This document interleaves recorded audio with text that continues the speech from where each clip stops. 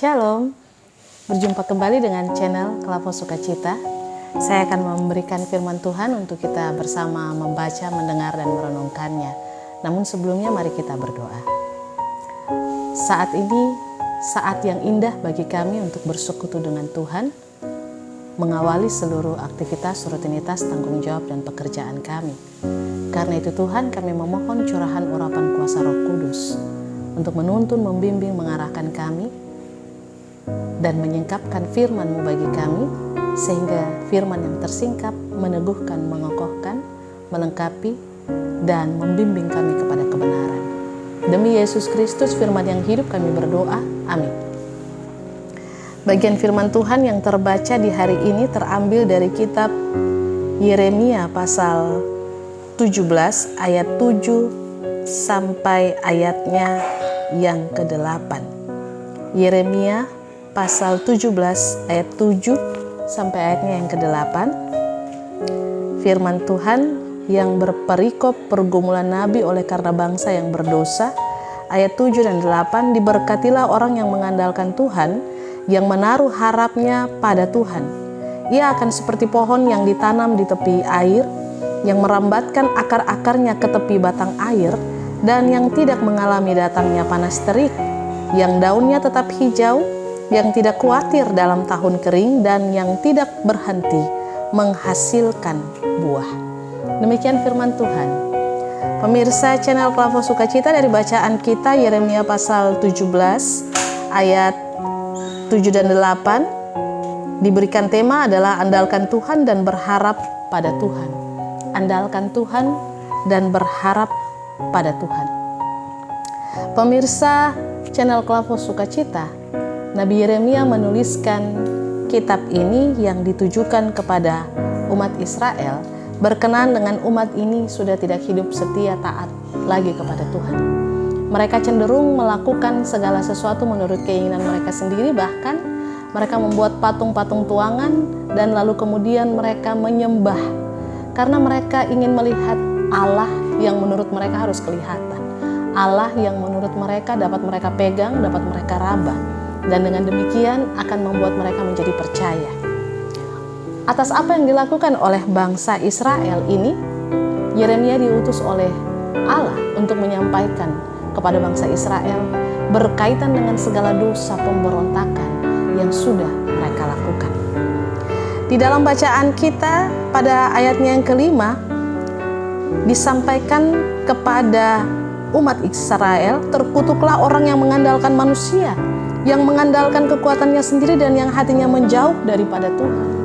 Dan ayatnya yang ke-6, ia akan seperti semak bulus di padang belantara. Ia tidak akan mengalami datangnya keadaan baik.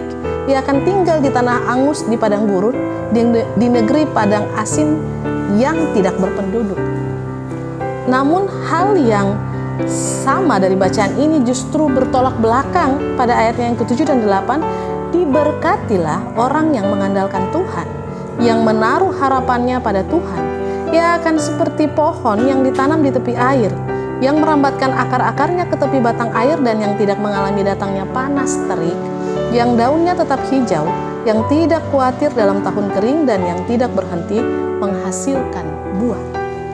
Yeremia menyampaikan hal ini kepada Israel oleh karena bangsa Israel lebih mengandalkan bangsa Mesir yang memiliki kekuatan yang mereka yakini dapat melepaskan mereka dari kepungan bangsa Babel. Karena Nebukadnezar bersama dengan pasukan-pasukannya sementara ini berkepung mengelilingi bangsa Israel, hendak membinasakan mereka dan menyerang mereka. Karena itu Yeremia mengingatkan, berharap kepada Tuhan, mengandalkan Tuhan. Taruhlah harapan hanya kepada Tuhan dan jangan kepada kekuatan manusia dan jangan kepada kekuatan bala tentaranya atau bangsa-bangsa yang menurut bangsa Israel dapat melepaskan ataupun dapat membebaskan mereka dari penghukuman yang seharusnya mereka dapatkan karena ketidaksetiaan mereka. Pemirsa channel Kelapo Sukacita yang diberkati Tuhan, bacaan kita di hari ini Yeremia pasal 17 ayat 7 ini mengingatkan kepada kita bahwa ketika kita mengandalkan Tuhan dan menaruh harap kita hanya kepada Tuhan, maka kita akan diberkati. Kita bekerja, kita melakukan semua yang menjadi tugas tanggung jawab kita. Kita berlelah-lelah di bawah matahari ini untuk mendapatkan upah ataupun untuk mendapatkan apa yang dapat kita belanjakan guna kebutuhan kehidupan kita. Diingatkan kepada kita untuk supaya apapun yang hendak kita kerjakan, apapun yang akan kita lakukan dan yang menjadi tujuan kita dari segala aktivitas itu, jangan pernah melupakan Tuhan. Kita harus mengandalkan Dia di dalam kehidupan kita. Sebab dikatakan di ayat yang ke-8, Ia akan seperti pohon yang ditanam di tepi air, yang merambatkan akar-akarnya ke tepi batang air dan yang tidak mengalami datangnya panas terik. Artinya bahwa ketika kita menaruh seluruh harap kita kepada Tuhan dan mengandalkan Tuhan, maka diibaratkan seperti pohon yang ditanam di tepi aliran air. Dia akan mendapatkan asupan makanan yang baik bagi pohon itu sendiri.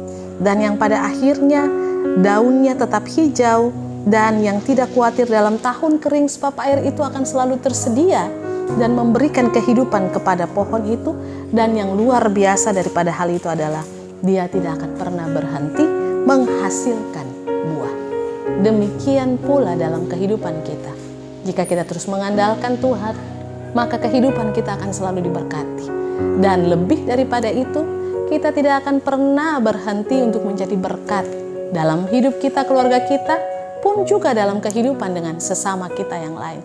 Kita akan terus menghasilkan buah, artinya bahwa kita akan terus menjadi berkat di dalam kehidupan kita. Dan apa saja yang kita kerjakan pasti berhasil.